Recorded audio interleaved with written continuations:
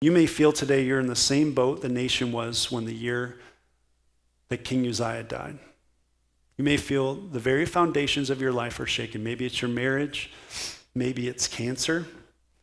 Maybe it's the uncertain future. Maybe it's a wayward child that you desperately want to come back to know the Lord.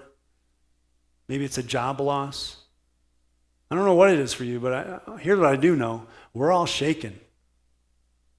Like every single one of us. You might think you're all alone. We're all shaken. We all have problems. We all have things in our life where we feel in this moment in time, in this season of my life, in this year, in this month, whatever that case may be, I feel like I am shaken to the core, and I don't know how it's going to work out. But I want to encourage you this morning, because of what we know about God's holiness and awesomeness and what we see in Isaiah, is that if not only if God is for you, but who can be against you, but while other people might fail you, and while that situation might fail you, God's never going to fail you.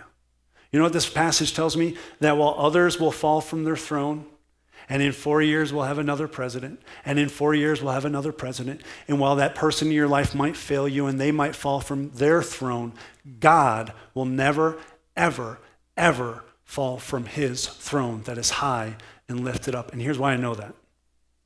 He's not like you. He's not like you. And he's not like me. He's apart. He's perfect.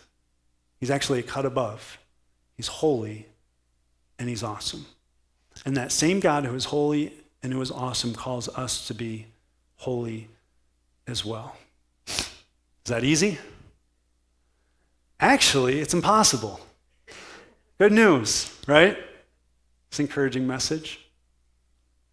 But I also know that with Christ, the Bible tells me all things are possible. That he makes the impossible possible.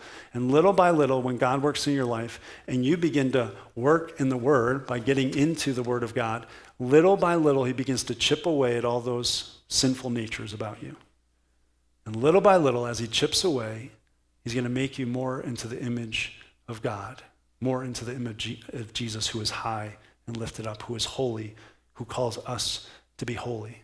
You might say, well, that chipping? That sounds painful. And the reality is, it is. It's actually very painful. But while the process is painful, and while the journey in the car, when you don't have your hands on the steering wheel, is often unpleasant, the end destination is always enjoyable.